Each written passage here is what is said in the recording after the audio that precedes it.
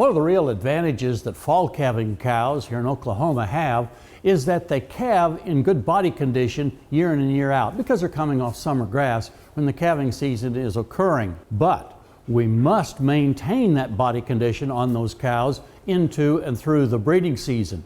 And that makes the month of November a really critical month for the nutrition of fall calving cows. You see, research done here at Oklahoma State University a number of years ago looked at what happened if we could maintain that body condition into and through the breeding season as compared to those cows that might lose one full body condition score between the time of calving and going into the breeding season. You see, what they had were cows that were about a 5.5 on our 1 through 9 scale and managed to keep that condition on them until the start of the breeding season. Those cows rebred at a very good 94% rate.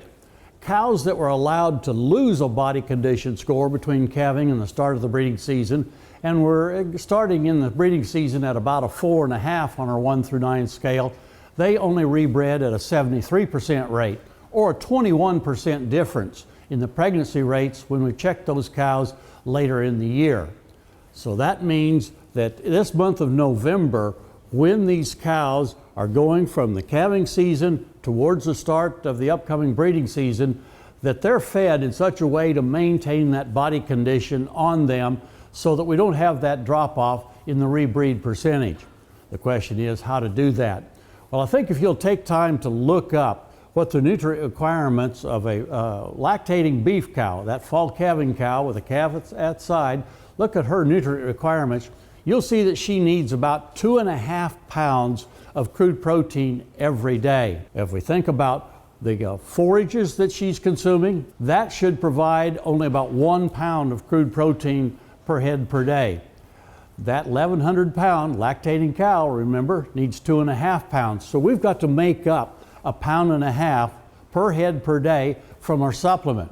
So if we're putting out, let's say, a high protein supplement, a 40% protein supplement, then we're going to need to give them about 3¾ pounds of that each and every day in order to meet their protein needs. And if we'll do a good job meeting their protein needs, that'll certainly go a long ways to helping them do a better job of consuming and digesting the forage so that they get the energy as well.